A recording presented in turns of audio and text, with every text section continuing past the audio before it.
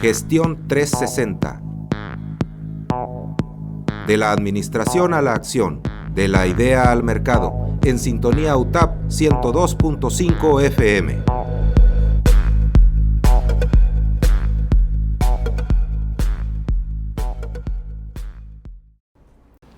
Hola, ¿qué tal amigos y amigas? Bienvenidos nuevamente a su programa Gestión 360 y estamos transmitiendo a través de Sintonía UTETAP por el 102.5. Y el día de hoy tenemos un tema muy interesante que trata sobre fiscalidad digital, retos en el mundo online. Y para eso tenemos un invitado de lujo, el doctor Ángel Morales Belueta. Bienvenido, doctor. Muchas gracias. Y les presento el doctor Ángel Morales, es jurista con una sólida formación académica y una extensa trayectoria en derecho administrativo y fiscal. Tiene una amplia experiencia en el ámbito jurisdiccional. Él es también licenciado en Contaduría Pública, es licenciado en Derecho, maestro en Derecho con especialidad fiscal, maestro en Filosofía Aplicada y doctor en Derecho Judicial. Por lo tanto, es nuestro invitado el día de hoy, es un invitado de lujo y le damos la bienvenida nuevamente. Pues muchas gracias, maestro. La verdad es que yo me siento muy congratulado de estar aquí en esta institución a la cual admiro, reconozco la posición social que ha tenido en la formación de jóvenes que afuera pues indudablemente están desempeñando un excelente papel para transformar el Estado, ¿no? En todas las áreas. Entonces me siento muy feliz de estar hoy aquí compartiendo con usted, sobre todo a la que considero una amiga también. Gracias, doctor. Y pues muchas gracias por la invitación. Bueno, pues vamos a comenzar nuestra charla para aprovechar precisamente toda esta experiencia que usted posee en el ámbito sobre todo fiscal, ¿verdad? Así es. Y doctor, ¿nos puede explicar para quienes nos escuchan qué cosa es esto de lo fiscal, la fiscalidad digital? Bien, bueno, la fiscalidad digital es una palabra compuesta, pero la palabra fiscal pues tiene una acepción histórica. A grandes palabras, históricamente es esto que le llamamos tributación. Es una obligación que tiene el ciudadano de contribuir, en este caso, al gasto público. Y ha evolucionado históricamente porque los estados necesitan recaudar, es decir, hay una necesidad social, colectiva, se necesita atender esas necesidades de los más vulnerables y por lo tanto el Estado pues impone obligaciones para poder contribuir al gasto público. La palabra fiscal tiene una acepción en el caso germánico-románico que es fiscus, que significa cesto canastilla donde se depositaba el tesoro personal del emperador romano, es decir, los ciudadanos romanos tenían esa obligación de hacer el depósito para poder solventar los gastos individuales del emperador. Y de ahí se quedó hasta el sol de hoy, pues que todos los ciudadanos tenemos esa obligación de contribuir. Ahora, el digital es porque la cuestión tecnológica que últimamente se ha venido dando, ha venido impactando sobre todo en algunas necesidades que tiene el Estado. Muchos de los ciudadanos a veces incurren en mecanismos en los cuales tienden a eludir, evadir el pago y entonces el Estado tiene que auxiliarse de la tecnología y sobre todo la era digital para poder en algún momento dado hacer esa recaudación. Por eso viene la palabra fiscalidad digital. Exacto. Muy bien. Y ¿cómo ha cambiado entonces la forma en la que el gobierno, el Estado recauda impuestos con la llegada precisamente, pues muchos utilizan hoy en día estas plataformas digitales, ¿no? El Airbnb, el Uber, todas estas plataformas digitales, ¿no? Claro, sí, le comento algo rápido. La cuestión fiscal tiene muchos ámbitos para poderse apreciar. Muchas veces lo relacionamos con la cuestión contable, con la cuestión financiera, y eso tiene mucho que ver, ¿no? Porque es finalmente donde vamos a desprender parte de la riqueza que un ciudadano genera. Si usted, por ejemplo, produce 5 naranjas, seguramente 2 le tiene que dar al Estado, ¿no? Uh-huh. Y Cada ciudadano está obligado, y esa obligación que tenemos constitucional está redactada a través de determinados preceptos. Las obligaciones fiscales, el Estado se ha dado la tarea desde a principios del año 2000, esto ya tiene 25 años, y además déjeme decirle que es la materia en la que siempre ha tenido un paso adelante en tecnología. Y le comento rápido, en la era del COVID, fue la única institución que nunca dejó de trabajar. ¿Y por qué? Porque todo se hacía en línea. Es decir, la presentación de declaraciones, el reporte de los comprobantes fiscales. En fin, la autoridad no tenía necesidad de que el ciudadano vaya a las oficinas a realizar trámites. Todos los trámites se hacen en línea, y esto ha sido por una evolución histórica que siempre han ido más adelante. En ese sentido, pues tenemos una de las primeras indicios históricos de la digitalización en materia fiscal es la firma electrónica avanzada, que surge por ahí de 2008-2009, en donde ya el Fisco Federal pues implementa la obligación para el ciudadano, para que de esta manera pues se evite filas, se evite largas esperas dentro de las oficinas de la autoridad, y todos los trámites los puede hacer a través de en línea, es decir, en la página del SAT.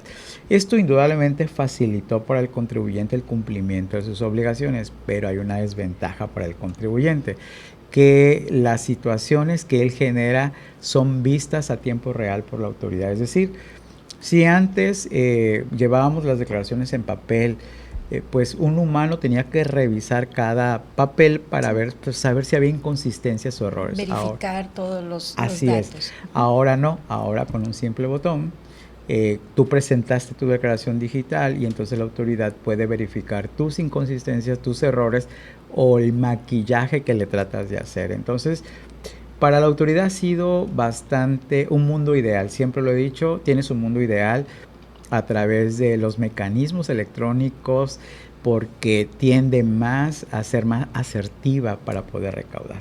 Y porque hoy en día, por ejemplo, hacer una factura al ser electrónica, inmediatamente ya está esa factura visibilizándose, ¿no?, en el Así portal es. del SAT. Todos, si en el momento usted ahorita va y compra una pizza y pide una factura por la pizza, el SAT sabe que usted te está comprando una pizza y la tiene identificada, porque en el pago que le hacen de los salarios ya tiene usted una RFC, el SAT sabe cuánto le están pagando, también va a saber cuánto está gastando. Y entonces para el SAT se ha convertido en un arma, la cuestión tecnológica es su mayor aliado. Y esto pues nos hace también a nosotros repensar como contribuyentes de qué manera podemos tener mejores medios de control empresarial para no incurrir o incumplir, o a lo mejor de una manera indirecta yo pueda estar incumpliendo en una obligación. Y entonces la autoridad, con estos mecanismos que tiene y que además algo que implementó hace alguna década, es la cancelación de sellos digitales, que a quien se le haya ocurrido la manera de poder limitar a la empresa de que ya no pueda facturar si ha incumplido con sus obligaciones. Antes el contribuyente, cuando incumplía, era muy difícil que la autoridad lo llegara a encontrar. Y entonces muchos incumplían y se iban por la vida. No pasaba nada. No pasaba nada, exacto, ¿no? Incluso las facturas eran de papel, tú mandabas a hacer las facturas, el impresor te daba las facturas y no pasaba nada. O sea, yo podía emitir facturas, claro, aunque no las... aunque hayas incumplido tus obligaciones, es decir, aunque no hayas presentado declaraciones, y eso era en la era de papel. Uh-huh. Cuando se implementa la cuestión digital, la autoridad dice, bueno, tus facturas ahora son digitales. Es decir, yo te voy a dar el permiso desde mi plataforma para ver si puedes o no facturar. Entonces, las empresas cuando incumplen, el SAT va detectando por todos los medios electrónicos que no ha cumplido correctamente, y lo que hace es que te inhabilita los sellos para poder facturar. Entonces una empresa que no factura, una empresa que no puede emitir estos FDIs, pues nadie les va a ir a comprar, porque todos van a decir necesito mi factura. Y entonces prácticamente se paraliza la empresa, y entonces tienes que ir con la autoridad para poder subsanar el incumplimiento y de esta manera te vuelva a activar los sellos, ¿no? Entonces, por eso decía yo que era el mundo ideal para la autoridad fiscal. ¿Por qué? Porque ellos, desde su comodidad, te inhabilitan y no va a haber manera, porque vas a tener que llegar otra vez con ellos para que te vuelvan a reactivar. Entonces, la autoridad ha pensado y además creo que ha estado al nivel o a la altura de muchos países europeos y asiáticos que precisamente emplean la tecnología para poder fiscalizar mejor al contribuyente, en este caso a las empresas, ¿no? Ok, muy bien. Y ¿cómo les ha cambiado la forma, sobre todo a los contadores, ¿no? Sobre todo al contador tradicional? Sí. La manera en la que, pues, ahorita con la llegada de estas plataformas, la manera de trabajar, sí, ¿cómo los ha impactado? Fíjese que desde el 2014 se implementó la contabilidad electrónica. Es decir, la contabilidad electrónica es que yo tengo que enviarle a la autoridad todos mis reportes financieros, mis estados financieros, y la autoridad los recepciona.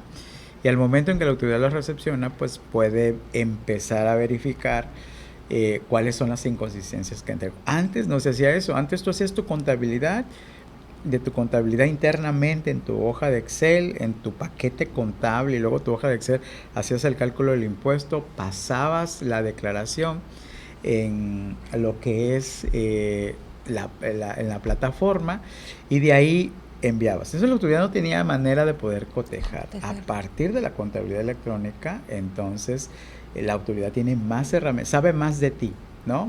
Mire que se luchó mucho por declarar su inconstitucionalidad, de decir que la autoridad, pues de manera ilegal, a través de una ley, sin que hubiera mediante una orden, ya quisiera saber mis datos, pero no prosperó. Finalmente el Poder Judicial dijo, es constitucional y tienes que enviarla, y pues la estamos enviando. Y todos los contadores pues tienen que pues actualizarse, ¿no? En el uso de las plataformas. Así es, ¿no? Muchas gracias. Estamos platicando con el doctor Ángel Morales Belueta, jurista, y además es profesor universitario. Y en un momento más nos va a platicar precisamente cómo impacta este tema a los estudiantes de contaduría. Regresamos en un momento. Estamos en Gestión 360. Soy Iracema Valenzuela López. Sintonía UTAP 102.5 FM. Regresamos a su programa Gestión 360 y estamos platicando con el doctor Ángel Morales Belueta.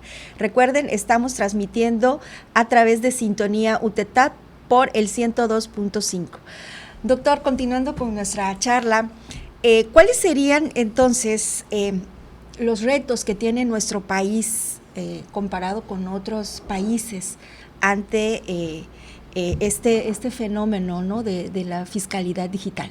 Bien, fíjate que, bueno, antes de pasar a este tema, algo que nos quedó pendiente era cuáles eran los retos de los estudiantes de Contaduría Pública respecto a la fiscalidad digital. Cuando uno egresa como estudiante de contaduría, hay que tener ciertas competencias básicas, ¿no? Que son, pues, saber utilizar al menos paquetería. Y ya utilizando una paquetería, pues ya tenemos la manera de entrar a estos medios digitales. Fíjese que una de las cosas que hoy se debate en el mundo de la academia, porque me ha tocado escucharlo, es la inteligencia artificial, que si eso es bueno o es malo para los estudiantes, ¿no? Pero créame que todos la inteligencia artificial, yo también soy profesor universitario, también tengo alumnos que educo precisamente para enfrentar estos retos, a como yo los enfrento hoy en día, con la autoridad fiscal, en los tribunales, en las auditorías. Y créanme que el uso de la inteligencia artificial es una herramienta bastante útil profesionalmente, solo que, siempre lo he comentado, hay que saberlo utilizar con inteligencia. Es decir, quien la va a utilizar tiene que ser inteligente para utilizarla. Y saber también, ¿no? Porque muchos estudiantes piensan que es quien me va a decir todo, ¿no? La inteligencia, y me va a resolver una tarea y todo lo consulto y es lo que le muestro al profesor, ¿no? Pero no es así. Son los famosos prompt que tenemos que darle la instrucción sobre qué situación queremos que nos ayude a resolver, ¿no? Pero el estudiante de contaduría, bueno, tiene que tener esas habilidades, esas competencias, primero usar el uso de la tecnología para la resolución de distintas problemáticas, ¿no? Pero eso tampoco le va a quitar al estudiante el razonamiento.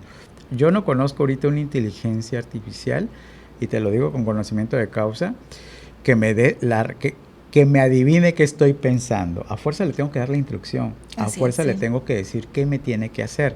O sea, no me hace lo que yo creo que me va a hacer, no. Sí, me hace lo que yo le ordeno que me haga, pero si la orden está incorrecta, indudablemente los resultados son incorrectos. La autoridad fiscal tiene inteligencia artificial para la fiscalización hoy en día. Ajá. Es decir, utiliza ciertos algoritmos para poder determinar quién va a ser sujeto de un acto de fiscalización, a quién va a someter la autoridad para decir, fíjese que antes muchas personas que estaban por salarios, que muchas están obligadas a pagar impuestos, otras no, eso va dependiendo del régimen fiscal. Le comento que hoy me he sorprendido que la autoridad les ha mandado sus avisos, o sea, personas que no tienen ingresos que digamos muy altos, pero la inteligencia o el algoritmo del SAT, ¡pum!, detecta y dice, necesito que me des cuenta de esto, ¿no? Me ha sorprendido porque yo antes, en la experiencia que tengo ya de 25 años, le comentaba que siempre se revisaban pues a la gente que tenía ingresos muy altos. Exacto, no, pero ahorita estamos sujetos a en cualquier momento, por el hecho ya de estar en una nómina, soy sujeto ya de una revisión porque estoy recibiendo un ingreso. Esto me lleva a otra pregunta, una duda. Esto puede ser porque aunque yo no tenga ingresos altos, por ejemplo, esté haciendo diversas transacciones, porque se da también de que muchas personas ya no utilizan mucho el efectivo y entonces pagan todo a través de sus tarjetas, ¿no? ¿Puede ser que por eso a lo mejor lo elijan estos algoritmos? Sí, fíjese que ahorita con todo lo que son las cuestiones bancarias, los movimientos de los bancos utilizan app.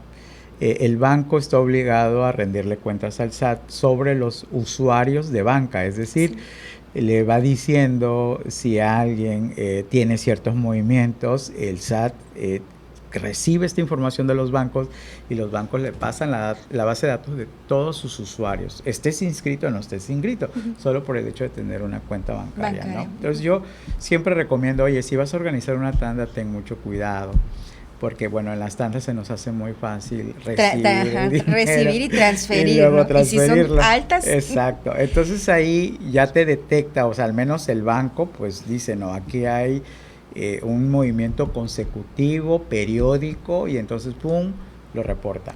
Entonces el SAT con su algoritmo, entonces sabes que es sujeto de una revisión, ¿no? Y esas son las cosas que ahorita la tecnología es la que ya nos pone al descubierto, ya prácticamente nos desnuda frente a la autoridad.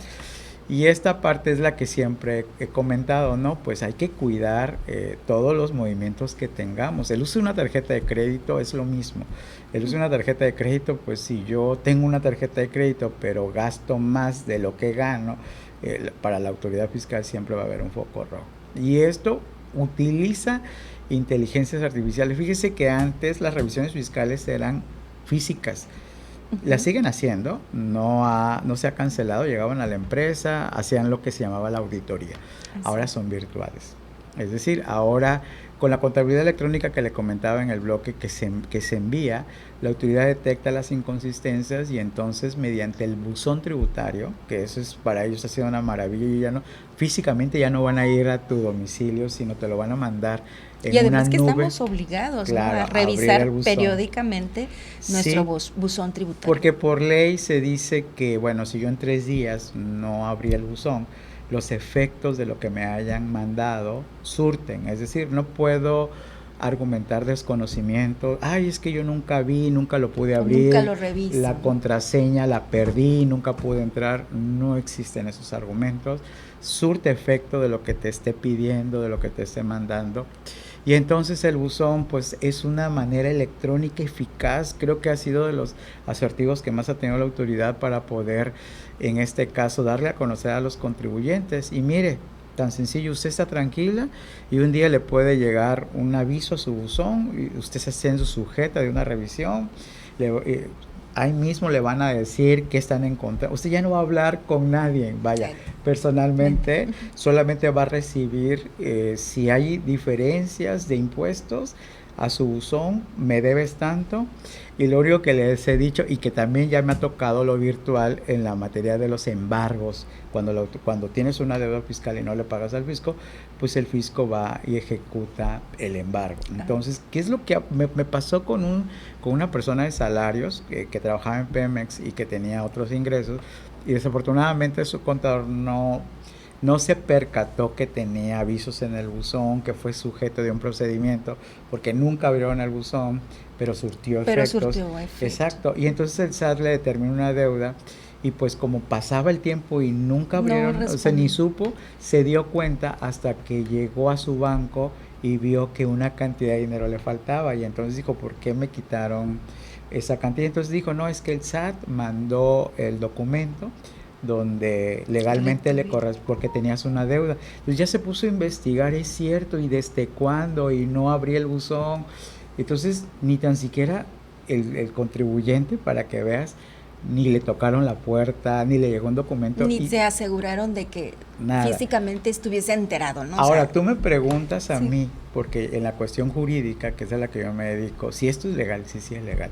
De hecho, toda la reforma que hay respecto al Código Fiscal de la Federación, siempre todas las transacciones virtuales y de plataformas, mire que la misma norma te describe el lenguaje técnico informático de la plataforma, porque se hace legal, se hace ley y surte efectos. Entonces, al principio nosotros pues sí lo veíamos como una medida de persecución, intimidación por parte de la autoridad, de que bueno, estamos siendo sujetos, pero bueno, el Poder Judicial y los tribunales han dicho no, es constitucional, tienes que pagar, tienes que estar atento. Aquí ya no es de que en algún momento dado te tengan que ir a tocar y a ver si te encuentran, no, aquí tú tienes que esconderme, estar, ¿no? Exacto, o sea, no, aquí tú tienes que estar atento, porque sí, si tú no estás atento, entonces las consecuencias surten. Y eso ha sido una situación, bueno, pues que sí tienen que estar alerta. Los chicos de contaduría tienen una formación en competencias digitales, eso les va a ayudar muchísimo. Uso de la inteligencia artificial, uso de redes, es lo que nosotros generalmente hacemos en la práctica profesional. Y la responsabilidad, ¿no? Porque nos trasladan a los ciudadanos la responsabilidad de estar atentos pues a nuestras cuestiones fiscales. Exacto, ¿no? O sea, ya no decir, no me enteré, no sabía, no supe nada, ¿no? O sea, es una Fíjese que algo que también le tengo que comentar en esos aspectos, maestra, es que el plan del gobierno ahorita con la CURP biométrica, porque estamos sospechando algo de la CURP que va a entrar a partir del siguiente año, que dicen que no es obligatoria, pero hasta ahorita. Exacto, pero yo sí recomiendo que ya vayamos gestionando nuestra CURP, porque seguramente va a ser como una manera en que también tengamos que cumplir de otras obligaciones, ¿no? Algo que a mí siempre me preguntan, y entonces, ¿cómo el SAT sabe que yo? Bueno, es fácil, le digo. Hasta ahorita, y no es para darle idea, ahorita a la autoridad se me está escuchando, por ejemplo, el Registro Público de la Propiedad, Finanzas del Estado, cada uno tiene un sistema, pero sí existe el proyecto de gobierno que todas las dependencias estén en un sistema y el intercambio de información que estén puede ser exacto. Unificadas. Vamos a suponer, usted compra un auto, ¿no? O le regala un auto, ¿no? Su esposo le regala un auto, o alguien que la quiere mucho le regala un auto y se lo factura. Entonces no lo reporta al SAT, pero lo facturó, ¿no? Lo facturó, bueno, y aunque no lo haya facturado, fíjese una cosa, vamos a suponer que la factura está en nombre de otra, pero usted cuando al momento en que se da de alta en finanzas, tiene que registrar las placas. Entonces finanzas sabe que usted tiene un auto, y entonces finanzas le cruza la información al SAT y le dice, acá tienen un auto, allá te paso la información, a ver si te lo declaro, porque si tiene un auto de 300 o 400 mil, pues lo tuvo que haber puesto en su declaración, porque es un ingreso. Entonces mucha gente dice, no, pues no lo declaro, y sí, pero ahorita no existe unificado una plataforma general, pero cada uno tiene una plataforma inteligente y se van intercambiando información. Y la idea es que todas las dependencias, todas, ya estén unificadas en una sola plataforma para este intercambio, ¿no? Registro público de la propiedad, le donan un terreno o le heredan un terreno o una casa, ¿no? Entonces dice, no, pues eso es distinto del SAT. No, es un ingreso, entonces para el SAT tiene que saber que tiene una nueva propiedad y en caso de una deuda fiscal sabe que tiene una propiedad y que le puede embargar esa propiedad. Entonces, hasta ahorita no existe una plataforma en donde unifique la información de todas las autoridades, pero a mí me toca ver en la práctica que a través de convenios hacen entre instituciones para intercambiarse esa información, pero le vuelvo a repetir, el proyecto está de poder unificar en una sola plataforma el intercambio entre autoridades y vamos a avanzar en eso. Sí. Sucede también, por ejemplo, cuando hay personas que tienen 2 o 3 trabajos y a veces dicen, no, pues yo no declaro, ¿no? Exacto, porque no llego. No llego o no le dan esa importancia. Sí, ¿no? Maestra, a ese tengo un caso este año precisamente de lo que usted me está comentando. De una maestra que precisamente creo que daba unas clases aquí, no me acuerdo en qué división, aparte estaba en la universidad y en la UPC, estaba en 3 instituciones, entonces los pagos no son muy significativos, pero resulta que por ley, por tener 3 trabajos, porque la ley no distingue el monto cuando tenemos 2 o más empleos, nada más te dice, teniendo 2 empleadores tienes que declararme, ¿no? Ellos nunca se percató quizás porque pensó que, bueno, en efecto, cada institución te hace tu cálculo y te quita el impuesto. Pero resulta que para el SAT dice, pero es que cuando ya tienes 2, tú tienes que sumar todos los ingresos. Exacto, y quitarle lo que te quitó empleador 1 y empleador 2 para saber si hay una diferencia. Y entonces siempre va a haber diferencias, en esos aspectos siempre va a haber diferencia porque no es lo mismo calcular, vamos a suponer que en cada una gana 5,000, cada uno le va a hacer el cálculo sobre 5,000, pero en realidad no gana 5,000, gana 15 porque tiene 3 trabajos. Y ahí ya es donde es la diferencia. ¿Por qué? Porque no es lo mismo hacer el cálculo sobre 15,000 que sobre 5 y cada uno le hizo el cálculo sobre 5. Entonces el impuesto que le quitó fue mucho menor al que realmente es. Por eso es que le va a dar siempre una diferencia. Y el SAT lo está detectando ahorita. De hecho, ahorita el mecanismo que está utilizando electrónicamente es el correo electrónico. Y está mandando masivamente los correos. A mí me preguntan si esto es legal o no. Es legal, pero no tiene, y eso no lo estoy diciendo para que nos confiemos, porque a veces nos confiamos. El hecho de que yo no atienda un correo general, no buzón electrónico, correo general, por un aviso del SAT, no significa que vaya a haber una sanción, no. La sanción es si está en buzón electrónico y no atendí lo del buzón, ahí sí. Ahí sí procede. Pero si es un correo electrónico, el SAT tiene mi correo y me tira como el anzuelo, como diciendo, mira que yo encontré esto, así que... Como una alertita. Ándale, ¿no? Exacto. Y puede que ejercite facultades de fiscalización, puede que sí, que no. Yo lo que sí recomiendo es que, bueno, siempre atiendan, se revisen y estén al corriente o cumplan con las obligaciones, ¿no? Lo que comentamos, la responsabilidad como ciudadano que tenemos, ¿no? Y de no decir, pues me hago como que a mí, no, yo no sabía, a mí no me pasa nada, sí, exacto, ¿no? Sí. Y en cuanto a nuestro país, con respecto a otros países, ¿cómo estamos? ¿Cómo lo enfrentamos? Fíjese cómo somos modelo. ¿Sí? Que solo lo creas, somos modelo. Ay, qué bien. Perú igual está muy bien. Brasil son, creo que de los 3 países que están muy adelantados tecnológicamente para poder tener todo el sostenimiento de la recaudación. He tenido la oportunidad, pues como me dedico también a la investigación en materia fiscal, entonces tenemos siempre que convivir con muchos investigadores del área y muchos que hemos ido a congresos internacionales nos han compartido, la gente de Perú, de Brasil, cómo es la recaudación.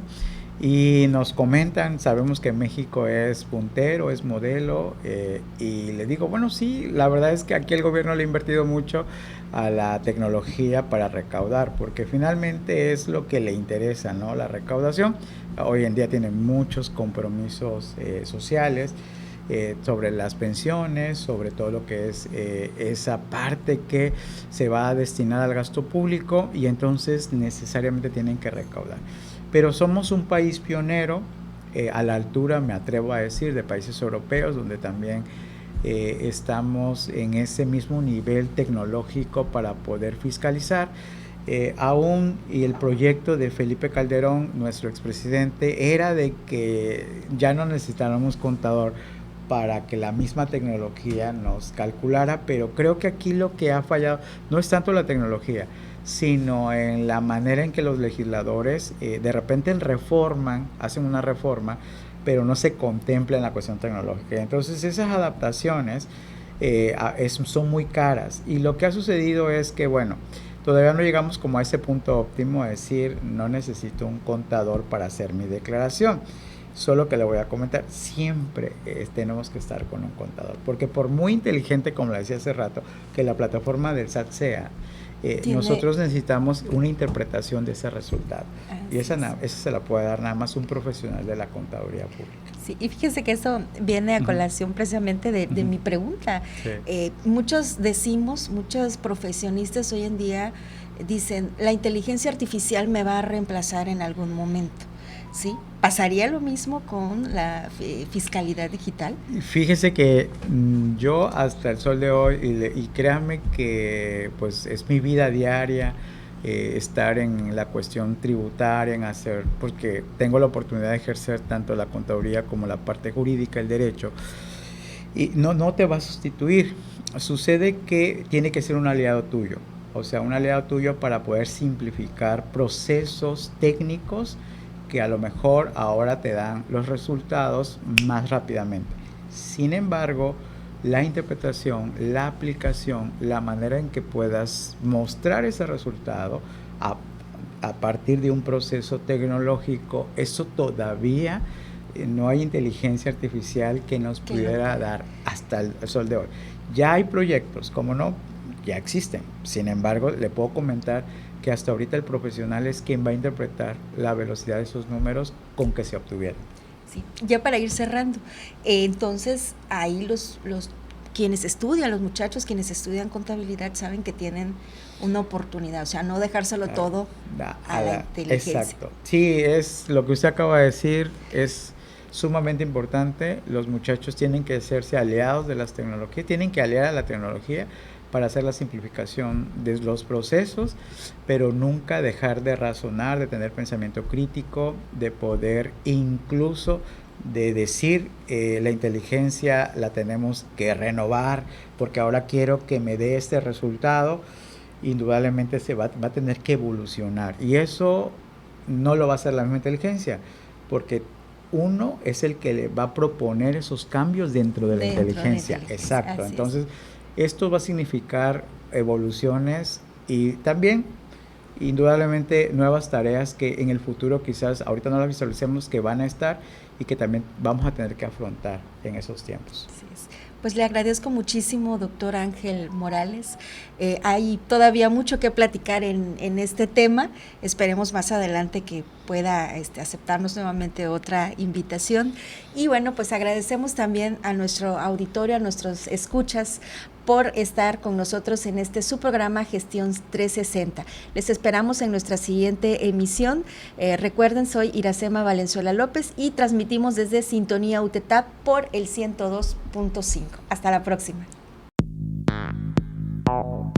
Gestión 360. De la administración a la acción, de la idea al mercado, en Sintonía UTAP 102.5 FM.